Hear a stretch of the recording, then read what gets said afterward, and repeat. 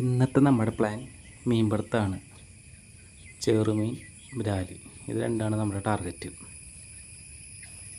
നമ്മുടെ ഈ മീൻ പിടുത്തത്തിൻ്റെ ഒരു പ്രത്യേകത എന്താണെന്നറിയോ? ഈ രാവിലെ വരുമ്പോൾ ഈ പ്രകൃതി ഭംഗിയില്ലേ, അത് കാണാൻ തന്നെ നല്ല രസമാണ്. ഈ ഒരു ഫ്രോഗ് വെച്ചിട്ടാണ് ഞാൻ ചേറാനെയും ബ്രാലിനെയും ടാർഗറ്റ് ചെയ്യാൻ ഉദ്ദേശിക്കുന്നത്.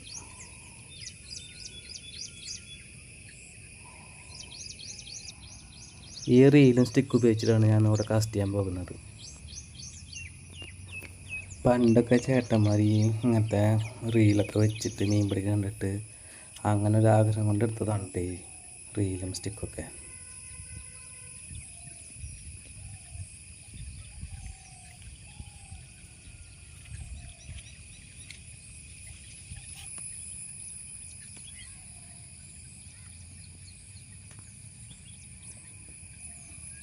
ഇങ്ങനെ ഫ്രോഗ് വരുമ്പോൾ ഏത് മീനാണ് ഒന്ന് അറ്റാക്ക് ചെയ്യാൻ തോന്നാത്തത്?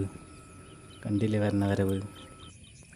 നമ്മൾ ഈ ഫ്രോഗ് കാസ്റ്റ് ചെയ്ത് കഴിഞ്ഞിട്ട് പ്രതീക്ഷിക്കാതെ വന്നൊരു സ്ട്രൈക്ക് ഉണ്ടല്ലോ, ആ സ്ട്രൈക്ക് കിട്ടി നമ്മൾ മീൻ ഇങ്ങനെ വലിച്ചു കയറ്റുമ്പോഴൊരു ഫീലുണ്ടല്ലോ, അത് ഈ ചൂണ്ടക്കാർക്ക് പറഞ്ഞാൽ അറിയുള്ളൂ അതിൻ്റെ ഫീല്.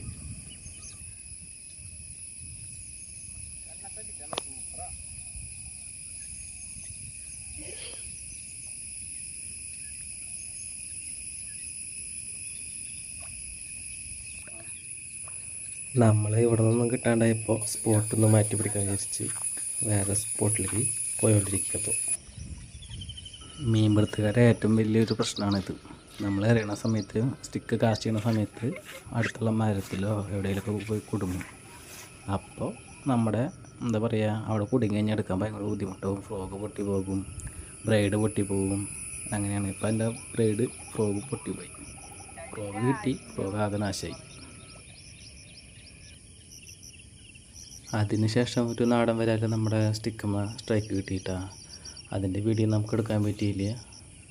ഫ്രോഗ് പോയതിൻ്റെ ഒരു വിഷമത്തിൽ വീഡിയോയുടെ കാര്യം ഞങ്ങൾ മറന്നു. ഇതാണ് കേട്ടോ നമ്മുടെ കൂടെ ഉണ്ടായിരുന്ന പിള്ളേർ.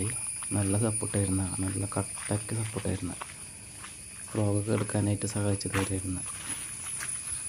ഇവിടെ നിന്ന് കിട്ടിയപ്പോൾ അതിൻ്റെ ഫോട്ടോ മാത്രമേ ഉള്ളൂ, വീഡിയോ എടുക്കാൻ പറ്റിയില്ല. ഇന്നത്തേക്ക് കറി വയ്ക്കാനുള്ള മീൻ കിട്ടിയ സ്ഥിതിക്ക് ഞങ്ങൾ ഇന്നത്തെ വീഡിയോ അവസാനിപ്പിക്കുകയാണ്. Thank you.